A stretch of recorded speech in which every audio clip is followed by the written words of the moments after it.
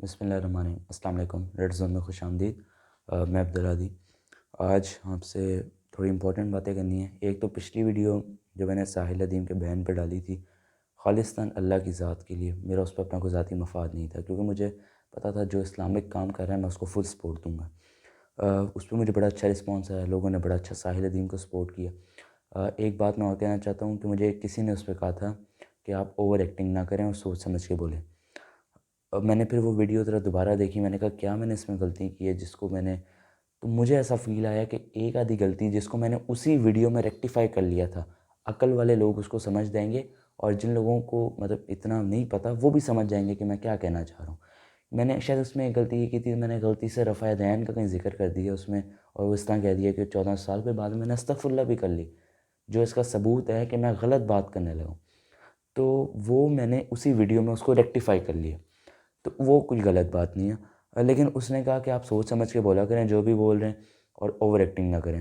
میں مانتا ہوں کہ وہ میری غلطی تھی، میں اس کو ایکسیپٹ کرتا ہوں۔ پھر میں نے اس بندے سے سوری کی، میں نے کہا میں سوری کرتا ہوں، تو اس ویڈیو میں میں سوری یہ بھی کر رہا ہوں۔ دوسری جو ساحل ندیم کا بین کا سچویشن ہے وہ بھی تک بین ہے۔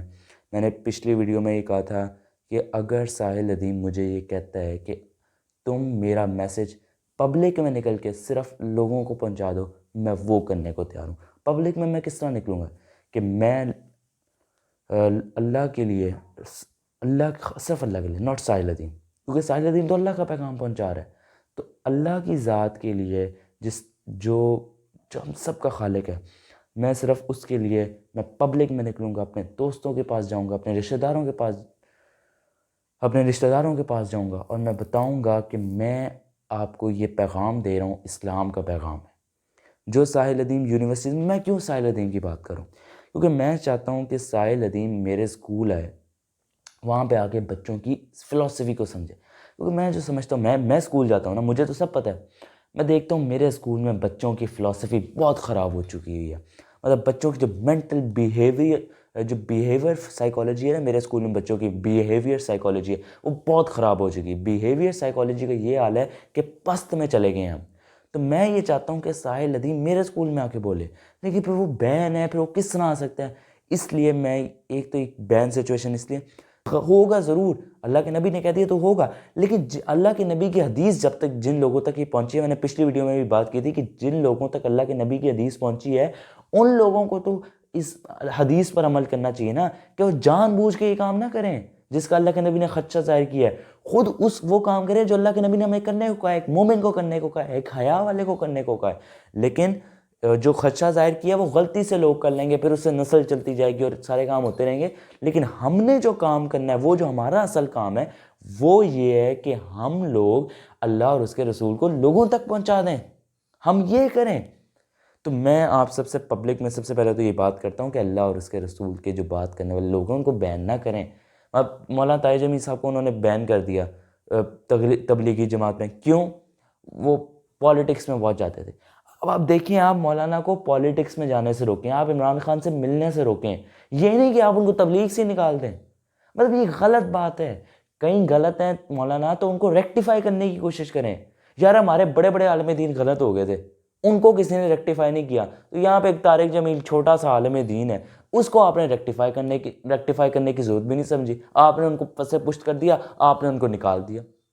یہ ہماری مینٹل سائیکالوجی ہے کہ ہم کسی انسان کو ریکٹیفائی نہیں کرنا چاہتے، اور پھر جب ہم کسی کو ریکٹیفائی کرنے جاتے ہیں تو وہ آگے سے کہتا ہے بھائی میری پرسنل لائف ہے، آپ کو کیا مسئلہ ہے؟ تو یہ ساری باتیں ذرا میں آپ کو سمجھانے کی کوشش کروں گا، جو اللہ اور اس کے رسول کی بات کرے اس کو نہ بین کریں۔ ہم ساحل ندیم کے، میں تب تک ویڈیوز بناتا رہوں گا جب تک ساحل ندیم ان بین نہیں ہوتا، اور اگر یہ گورنمنٹ فیصلہ کر ہی چکی ہے کہ نہیں ان بین ہونا، تو پھر میں پبلک میں نکل کے ساحل ندیم اللہ کا پیغام، ساحل ندیم جو پیغام پہنچا رہا ہے وہ اللہ کا ہے، تو پبلک میں نکل کے میں جو ساحل ندیم اللہ کا پیغام پہنچانا چاہتا ہے نا، میں وہ پیغام آگے لے کے جاؤں گا، میں کرتا رہوں گا، کیونکہ مجھے ساحل ندیم شروع میں بڑا عجیب لگتا تھا۔ آگے جا کے مجھے پتا چلا ساحل ندیم ایک بہت بڑا نیشنل ہیرو بن چکا ہوا ہے، ایک بہت بڑا فلسفر ہے، ایک بہت بڑا عالم دین ہے، یہ مجھے سمجھ آئی۔ دوسری خبر جو ہے وہ عمران خان نے آج ایک انٹرویو دیا ہے بیکی اینڈرسن کو، پھر سے انہوں نے بیکی اینڈرسن کو انٹرویو دیا، جس کو پہلے انہوں نے دیا تھا جب انہوں نے لیا تھا اس کے بعد جو نو کانفیڈنس موشن ہوا. اب وہ جو اس نے انٹرویو لیا اس نے کہا خان صاحب آپ بتائیں آپ کے پاس کیا ثبوت ہے آپ کو گولی لگی ہے اور مارنے والا جو ہے اس نے آپ کو ماری ہے, کتنی ماری ہیں, اور جو آپ پہ قاتلانہ حملہ ہوا ہے اس بات کا آپ ثبوت ہے. خان صاحب کوئی ہم نہیں دے. خان صاحب یہ کہتے رہے کہ جی میں یہ دیکھتا ہوں, آپ دیکھیں میں یہ دیکھتا ہوں کہ وہ آپ کے پاس ویڈیو ثبوت ہے, آپ ویڈیو ثبوت کھولیں. اس نے کہا خان صاحب ویڈیو ثبوت ہمیں نہیں واضح کر رہا, آپ ہمیں پروف دینا, آپ ایک تشکیل دیں, ایک بورڈ, جس بورڈ سے ہمیں پتہ چلے گا کہ وہ بورڈ فیصلہ کرے گا بھئی ہاں اس کو گولی لگی ہے, اس پہ قاتلانہ حملہ ہو. آپ ایک بورڈ کو تو تشکیل دیں خان صاحب, ہم اس بات کے انکاری نہیں ہے کہ آپ کو گولی نہیں لگی, لیکن خان صاحب ایک بورڈ تشکیل دیں, آپ ایک بورڈ تشکیل دیں. آپ بیٹھے ہوئے ہیں وزیر آباد میں, آپ کو 10 کلومیٹر دور جا کے ایک ہاسپٹل ملتا ہے, وہاں نہیں گئے, آپ 150 کلومیٹر دور اس میں گئے ہیں شوکت خانہ میں. خان صاحب آپ کا خون سارا ختم ہو جانا تھا, 150 کلومیٹر دور تک جاتے ہوئے آپ کا سارا خون ختم ہو جاتا اگر آپ 150 کلومیٹر دور گئے ہیں, یا 10 کلومیٹر پہ آپ کو ایک مل رہا ہے, آپ 150 کلومیٹر دور چلیں گے. تو خان صاحب یہ آپ میری بات سنیں, ایک بورڈ تشکیل دیں جس بورڈ کا یہ فیصلہ ہوگا کہ وہ بتائے گا کہ کیا آپ کو گولی لگی ہے, کس طرح لگی ہے, کتنی لگی ہیں. ایک بندہ کہتا ہے ایک لگی ہے, دوسرا کہتا ہے 2 لگی ہیں. خان صاحب نے کہا 4 گولیاں لگی ہیں. سر کتنی لگی ہیں آپ ہی ہمیں بتا دیں, آپ ہی ہمیں بتا دیں کہ کتنی گولیاں لگی ہیں. وہ خبریں تھیں میرے پاس آج جس پہ میں نے بات کرنی تھی. اور تیسری بات میں نے یہ کرنی ہے کہ لانگ مارچ جو خان صاحب نے کہا ہے کہ میں منگل آج سے وہ لانگ مارچ جہاں پہ خان صاحب کو گولی لگی تھی وہیں سے کنٹینیو ہونا تھا. تو آج منگل سے ہونا تھا نا, تو خان صاحب نے کہا میں جب یہ لانگ مارچ راولپنڈی پہنچ جائے گا تو میں وہاں سے آپ کو دے دوں گا.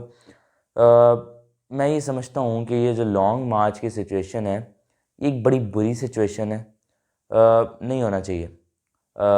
میں اس ٹائم لانگ مارچ کے حق میں نہیں ہوں.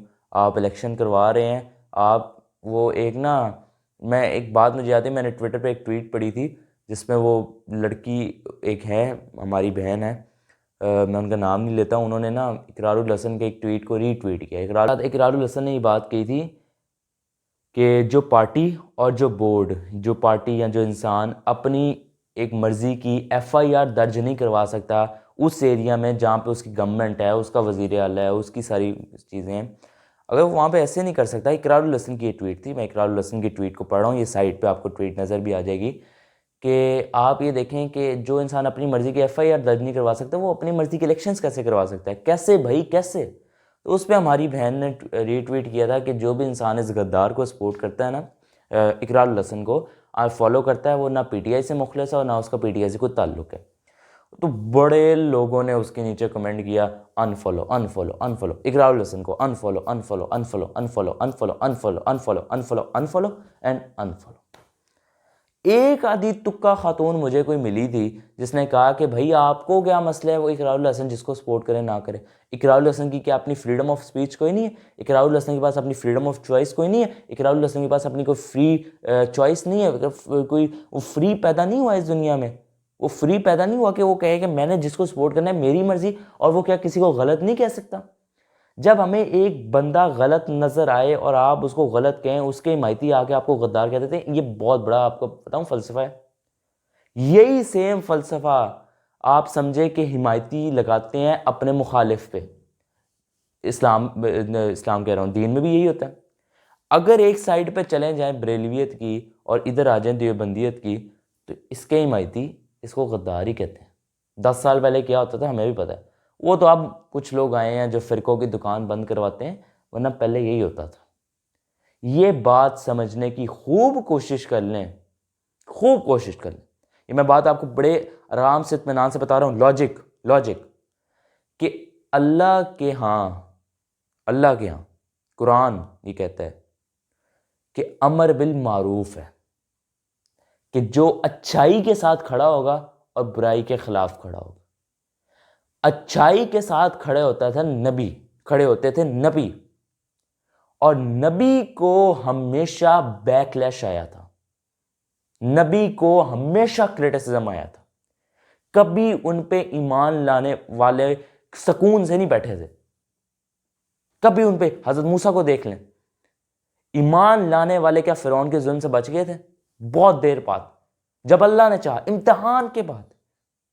یہی امر بالمعروف ٹرانسفر ہوا جب امت میں، تو جنہوں نے توحید کی بات کی نا کہ سوائے اللہ کے کسی کے آگے نہیں جھکنا، سب پہ کرٹیسزم ہوا، سب پہ۔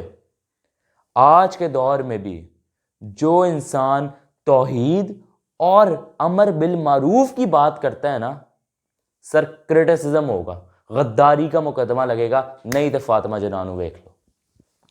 تو یہی میں آپ سے بات کرنی تھی، یہی آپ کو فلسفہ سمجھانے کی کوشش کرنی تھی کہ یہ جو ہم نے ایک دم غداری غداری غداری، یہ ایک بہت بڑا بیانی ہے جس کو جو ہم بچوں کی سمجھ میں نہیں آنے والا۔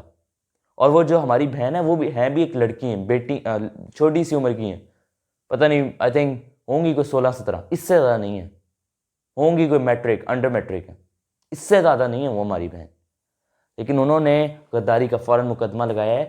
یہ بہت برا فلسفہ ہے، اس فلسفے کو سمجھنے کی کوشش کریں۔ یہی میں نے آپ سے بات کرنی تھی۔